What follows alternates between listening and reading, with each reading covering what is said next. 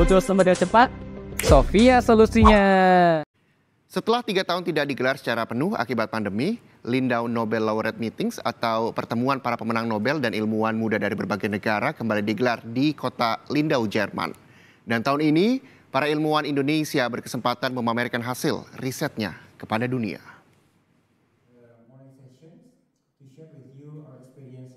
Di tengah gelaran Lindau Nobel Laureate Meetings yang digelar pada 25 hingga 30 Juni di Lindau, Jerman, dua peneliti Indonesia berkesempatan memamerkan hasil riset mereka di hadapan para ilmuwan dari berbagai negara.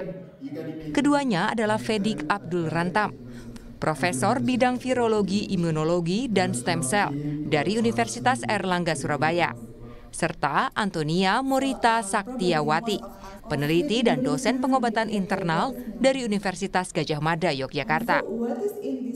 Fedik, yang mengepalai penelitian vaksin Inavac atau lebih dikenal dengan nama vaksin merah putih, menyampaikan perkembangan produksi dan penggunaan vaksin ini sebagai booster di Indonesia.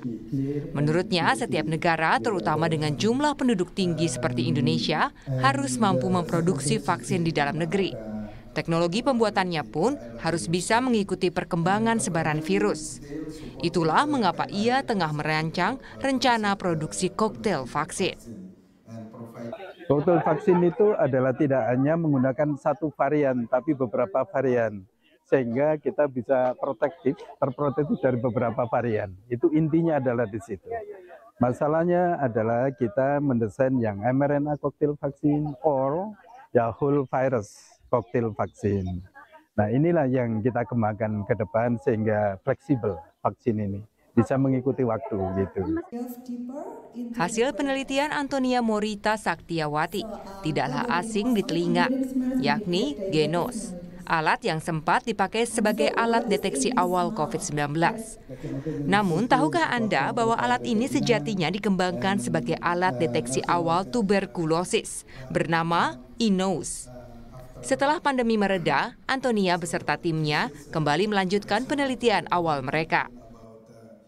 Kita bisa bilang Indonesia itu adalah negara dengan beban TB kedua tertinggi di dunia. Jadi sangat besar bebannya. Makanya kita ingin sekali bisa mendeteksi kasus dengan cepat. Maka kalau deteksi kasusnya cepat, mereka bisa segera diterapi sehingga cepat sembuh dan mereka tidak menularkan juga. Jadi nanti kasus TB akan turun.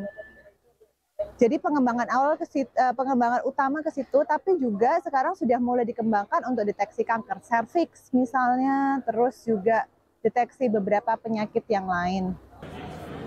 Selain mengembangkan alat deteksi napas untuk tuberkulosis, Antonia dan timnya tengah menjajaki kemungkinan penggunaan teknologi yang sama untuk deteksi awal penyakit kanker serviks.